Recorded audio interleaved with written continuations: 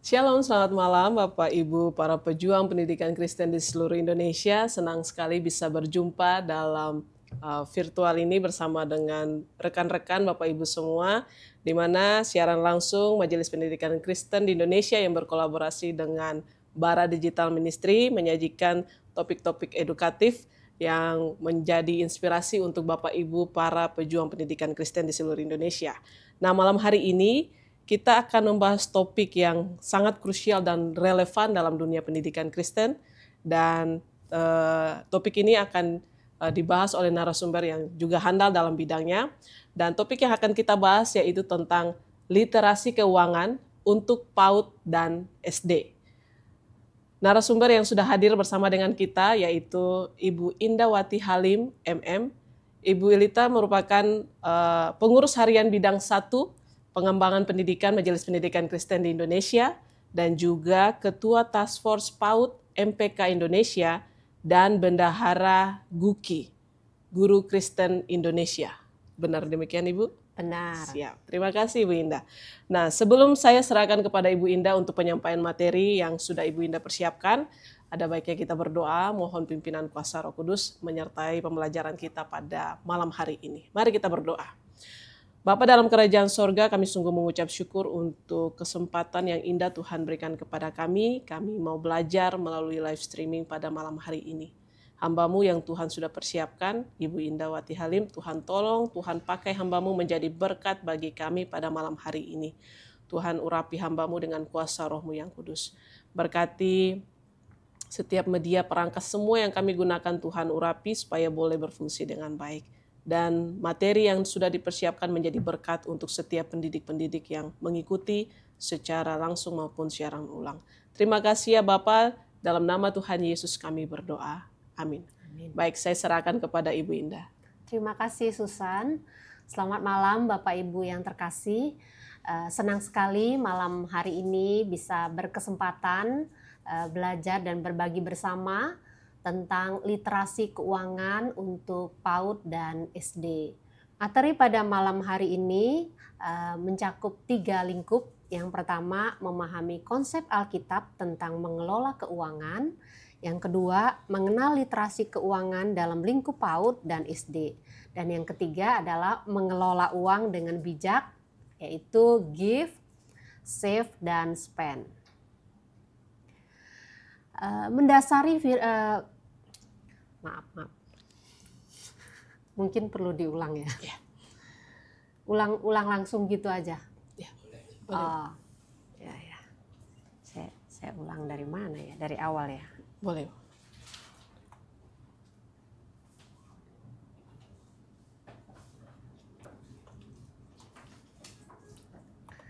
Selamat malam Bapak Ibu yang terkasih, senang sekali malam hari ini bisa berkesempatan untuk berbagi dan belajar bersama tentang literasi keuangan untuk PAUD dan SD. Malam hari ini lingkup pembahasan kita menyangkut 3 hal, yaitu yang pertama memahami konsep Alkitab tentang mengelola keuangan, yang kedua mengenal literasi keuangan dalam lingkup PAUD dan SD, dan yang ketiga, mengelola keuangan dengan bijak, yaitu give, save, dan spend. Firman Tuhan yang mendasari pembahasan kita pada malam hari ini dari Amsal 22 ayat 6, yaitu didiklah orang muda menurut jalan yang patut baginya, maka pada masa tuanya pun ia tidak akan menyimpang dari jalan itu. Ini ayat yang sangat terkenal Bapak Ibu ya. Kata didiklah di sini bukan sekedar mengajar atau memberikan informasi, tapi lebih berkaitan dengan melatih. Nah, untuk sesuatu yang dilatih itu perlu waktu dan perlu proses. Firman Tuhan kedua yang mendasarinya adalah Mazmur 24 ayat 1, yaitu Tuhanlah yang empunya bumi serta segala isinya dan dunia serta yang diam di dalamnya. Jadi segala sesuatu yang ada di bumi ini adalah milik Tuhan ya, termasuk juga dengan keuangan. Firman Tuhan yang ketiga adalah Kisah Para Rasul 20 ayat 35. Dalam segala sesuatu telah kuberikan contoh kepada kamu, bahwa dengan bekerja demikian kita harus membantu orang-orang yang lemah dan harus mengingat perkataan Tuhan Yesus, sebab ia sendiri telah mengatakan adalah lebih berbahagia memberi daripada menerima. Bapak Ibu, Alkitab berbicara 3 hal ya mengenai konsep bagaimana kita mengelola keuangan. Ya, tentu ini dalam lingkup untuk PAUD dan SD begitu ya. Yang pertama, anak-anak perlu kita sampaikan bahwa Tuhan adalah pemilik dari semua yang ada di bumi, termasuk uang. Mengapa konsep dasar Alkitab ini perlu kita sampaikan?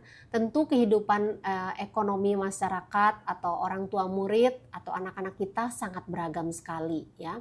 Hari ini kita hidup dengan tantangan hedonisme yang luar biasa, konsumtif sekali ya, ada uang dibelanjakan, ada promo dibelanjakan. Nah, kita perlu mengingat bahwa Tuhan adalah pemilik dari semuanya. Dan yang kedua, sebenarnya kita manusia, anak-anak itu termasuk orang tua, kita ini diberi kesempatan Tuhan untuk menjadi pengelolanya, pengelola berkat Tuhan. Sehingga kita perlu mengelolanya dengan bijaksana. Dan yang ketiga, di setiap berkat yang Tuhan percayakan itu ada titipan Tuhan untuk orang lain yang membutuhkan. Jadi bukan berapa banyak yang kita terima lalu berapa banyak kita habiskan begitu ya. Tapi kita perlu mengingat dan mengingatkan kepada anak-anak, Alkitab berbicara tentang adalah lebih berbahagia memberi daripada menerima. Nah, bagaimana penerapannya literasi ini? Nah, literasi keuangan sendiri memiliki pengertian kemampuan untuk memahami dan menggunakan berbagai konsep keuangan dalam kehidupan sehari-hari. Untuk konteks literasi keuangan dalam lingkup PAUD dan SD, yang pertama Bapak Ibu kita perlu mengenalkan kebutuhan dan keinginan ya. Seperti apa sebenarnya yang kita jalani hari-hari ini? Apakah itu semua merupakan kebutuhan atau banyak keinginannya ya. Yang kedua, kita mau membelajarkan tentang pengelolaan atau alokasi uang, mana yang harus disimpan ya, mana yang harus disiapkan untuk berbagi dan mana yang digunakan untuk kebutuhan begitu. Dan yang ketiga, kita akan bersama-sama melihat proyek apa yang bisa kita lakukan untuk pengelolaan keuangan di tingkat PAUD dan SD. Bapak Ibu yang terkasih, mengenai kebutuhan dan keinginan, sebenarnya dasar ini bukan hanya untuk anak SD dan TK saja ya, tapi juga kadangkala kita sebagai orang tua juga sama-sama perlu kembali diingatkan bahwa kebutuhan dan keinginan itu berbeda ya. Kebutuhan ini adalah sesuatu yang penting untuk kita bisa bertahan hidup ya, untuk mencapai kesejahteraan. Misalnya makan, minum ya, pakaian, tempat tinggal dan juga kesehatan. Tapi juga kebutuhan ini bukan berarti makan boleh makan apa saja, boleh makan membeli apapun begitu ya untuk makan ya. Tapi kebutuhan di sini berbicara tentang rasa cukup Bapak Ibu. Nah, kemudian keinginan. Keinginan ini adalah sesuatu untuk memenuhi gaya hidup begitu ya, bukan menjadi kebutuhan dasar. Contohnya anak-anak perlu alat tulis ya, perlu sepatu, perlu tas ya, tapi tidak harus yang bermerek ya. Tidak harus barang yang branded begitu. Kalau sudah permintaannya itu yang bermerek, yang branded, ini bukan lagi sebuah kebutuhan ya, tapi adalah keinginan ya. Pingin gadget yang terbaru ya, mainan yang baru, liburan, selalu ingin liburan ke tempat-tempat yang mewah, ya, pakaian yang bermerek. Ini semua adalah keinginan. Bapak Ibu yang terkasih, untuk PAUD sendiri kita bisa menstimulasi atau melakukan kegiatan dengan anak-anak belajar. Belajar apa? Belajar memilah, ya. Mana yang kebutuhan dan mana yang keinginan. Memilah ini tentu bisa melalui kegiatan langsung begitu ya. Misalnya kita menyiapkan beberapa jenis barang ya, ada makanan, ada handphone, ada buku, dan ada mainan. Anak-anak belajar memilah mana yang menjadi keinginan dan mana yang menjadi kebutuhan. Selain daripada kegiatan itu, untuk SD juga bisa kita adakan kegiatan anak-anak simulasi ya, mereka mencatat. Misalnya anak-anak diberikan uang jajan oleh orang tuanya 15.000, anak-anak akan mencatat apa yang mereka beli ya, berapa sisanya dan apakah yang dibeli itu merupakan kebutuhan ya. Misalnya uang jajannya 15.000. Contoh yang saya tampilkan di sini, misalnya nasi uduknya harganya 8.000, dadar gulungnya 3.000, es tehnya 4.000. Sebenarnya uangnya cukup semua untuk membeli semuanya. Tetapi pertanyaannya, apakah membeli semuanya itu merupakan kebutuhan ya? Misalnya anak-anak sudah membawa bekal dari rumah ya. Nah, bekal ini cukup ya. Oh, tapi pingin jajan, mungkin bisa beli dadar gulungnya saja. Berapa banyak dari uang jajan 15.000 ini yang anak-anak alokasikan untuk membeli kebutuhan ya? Ini bisa kita lakukan untuk tingkat SD ya. Nah, untuk TK dan SD juga kita bisa belajar mengalokasikan uang Bapak Ibu ya. Dengan mencoba membagi ya. Pertama-tama kebanyakan anak-anak kalau diberikan uang jajan itu cenderung ingin membeli ya, ingin spend, dialokasikan untuk belanja, tapi belum tentu belanja yang menjadi kebutuhan. Bisa jadi itu keinginan. Tapi malam hari ini kita ingin sama-sama mengingat bahwa uang yang diberikan oleh orang tua itu adalah berkat Tuhan yang juga ada titipan Tuhan untuk orang lain. Jadi tidak semuanya harus dibelanjakan. Tapi ada kita siapkan untuk memberi ya. Kemudian juga ada dialokasikan untuk menabung. Tentu kita juga bicara tentang konsep menabung. Mengapa perlu menabung? Karena tidak semua keinginan anak harus diberikan pada saat itu juga, sekalipun orang tua mampu membelikannya. Karena kita sedang belajar bahwa anak untuk mendapatkan atau menginginkan sesuatu yang sifatnya bukan kebutuhan, anak-anak perlu berproses ya, perlu menabung begitu. Jadi misalnya anak-anak ingin sekali membeli suatu mainan yang dia inginkan, kita mengajarkan konsep untuk menabung dulu begitu. Nah, untuk TK dan SD juga kita bisa mengadakan kegiatan Market Day ya. Untuk TK mungkin bisa melibatkan Bapak Ibu orang tua ya, mengadakan Market Day, anak-anak belajar membelanjakan uang. Mungkin yang menjadi pertanyaan dasar, apakah anak-anak PAUD sudah perlu atau harus dikenalkan tentang uang? Iya, betul Bapak Ibu ya, kita mengenalkan anak sejak dini tentang uang. Jadi tidak segala sesuatu dipersiapkan orang tua, anak-anak taunya minta lalu diberikan ya. Melalui kegiatan Market Day untuk PAUD, anak-anak bisa belajar bersama dengan guru ya, mengalokasikan uang, berapa banyak yang akan dibelanjakan di Market Day, berapa banyak yang akan ditabung, dan berapa banyak uangnya yang akan digunakan untuk proyek berbagi. Kemudian ada beberapa stimulasi kegiatan lain yang bisa kita lakukan. Di antaranya misalnya untuk SD ada tabungan kelas ya.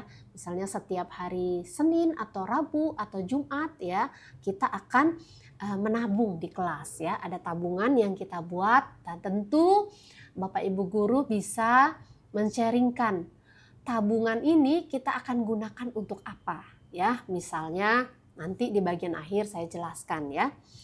Anak-anak juga bisa untuk SD kelas besar mulai menabung ya, mulai menabung di bank. Biasanya anak-anak juga tetap masih dalam tabungan bersama dengan orang tua begitu ya.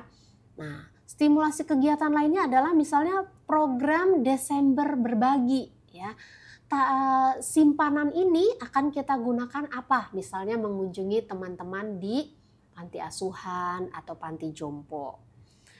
Bapak Ibu yang terkasih, proyek berbagi kasih misalnya di suatu PAUD ya, kita ada kegiatan menyanyi bersama, ada kegiatan rohani.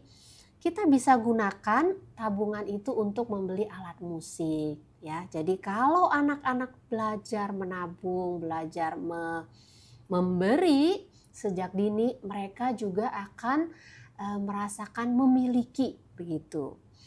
Kemudian kegiatan lainnya bisa juga setiap hari Jumat, misalnya anak-anak menabung, hasil tabungan itu dibelikan untuk membeli kursi roda atau tongkat, untuk opa atau untuk oma dari keluarga yang memerlukan.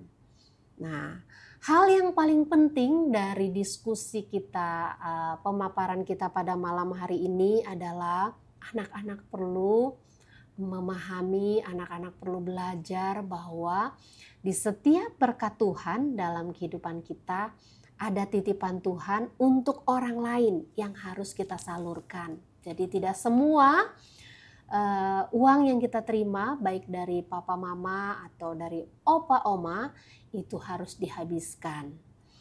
Nah, mari kita belajar sebagai pengelola-pengelola cilik yang dipercayakan Tuhan ya kepada kita. Kita mengelola berkat Tuhan itu dengan bijaksana, dengan latihan setiap hari. Demikian pemaparan pada malam hari ini. Terima kasih Bapak Ibu. Tuhan Yesus memberkati. Wah, luar biasa. Terima kasih Ibu Indah untuk materi yang sangat kaya dan mencerahkan pada kita semua malam hari ini, yang sudah mengingatkan kita untuk mengelola keuangan bukan hanya sebuah angka, tapi berkat atau titipan dari Tuhan, ya Ibu ya. Betul. Luar biasa. Dan kita sebagai orang tua atau pendidik sudah harus memulai untuk mengajarkan kepada anak-anak. Dan ada pertanyaan yang akan kita bahas bersama dengan Ibu Indah. Kita mungkin ada 1-2 pertanyaan saja Bu, Ya. berkaitan dengan materi yang sudah Ibu Indah sampaikan. Pertanyaan saya seperti ini Bu, bagaimana cara memastikan bahwa anak memahami uang yang mereka miliki itu adalah berkat Tuhan seperti yang tadi sudah Ibu sampaikan.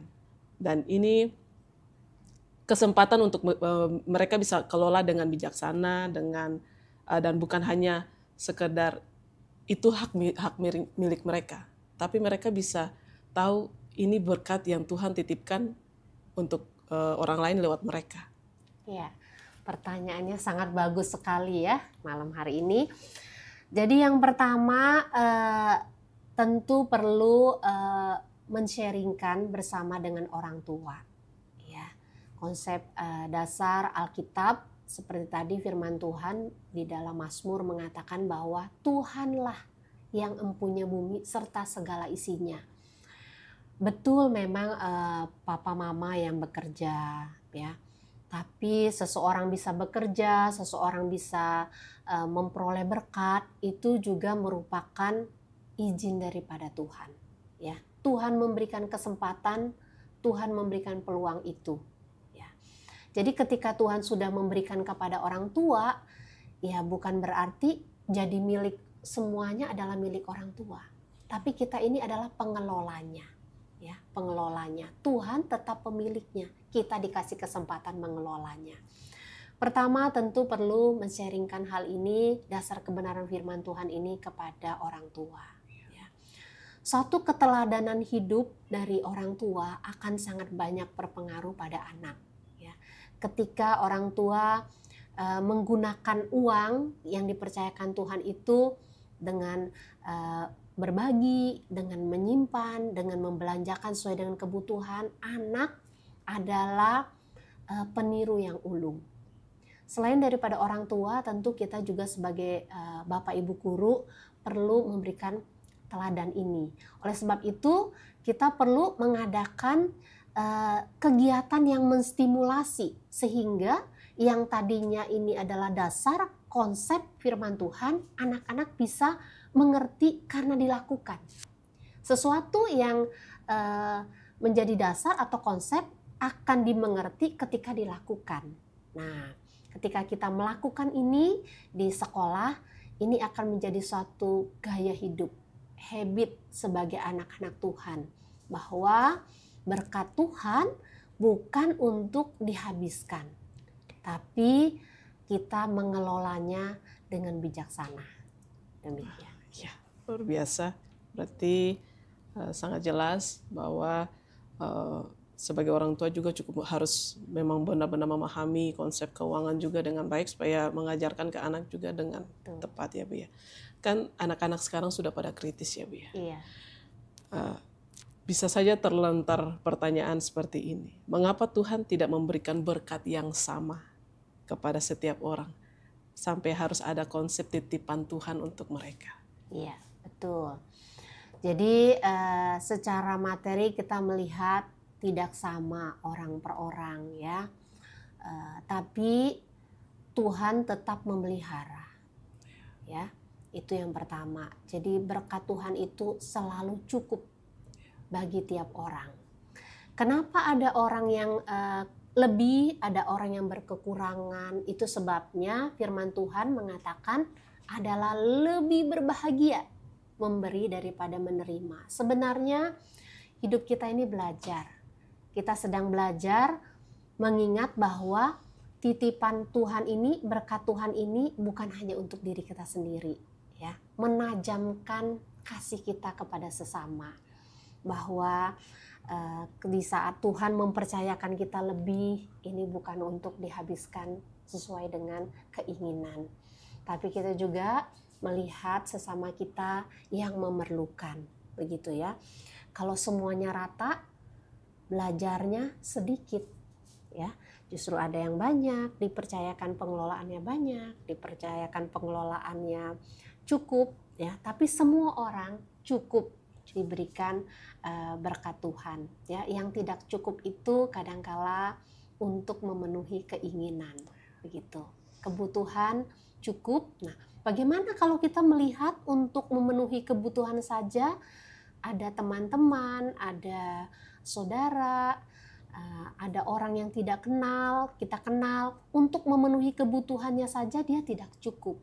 Nah, itulah bagian dari kita untuk berbagi ya.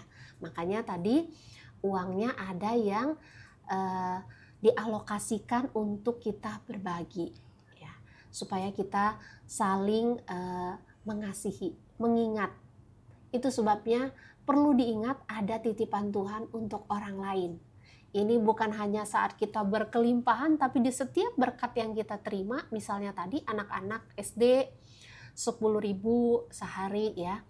Jadi bukan dibelanjakan dulu, lalu sisanya ada atau tidak, dialokasikan untuk yang memerlukan.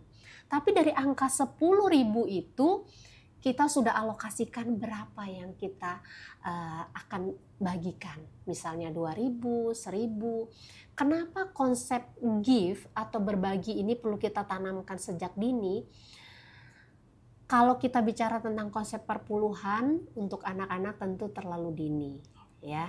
Tapi give di sini di dalamnya adalah kita ada membagi, memberi untuk pekerjaan Tuhan, ada memberi untuk orang lain. Ya, konsep ini ketika anak-anak mulai tumbuh ke remaja, ini kita akan berbicara tentang konsep perpuluhan di give ini. Demikian.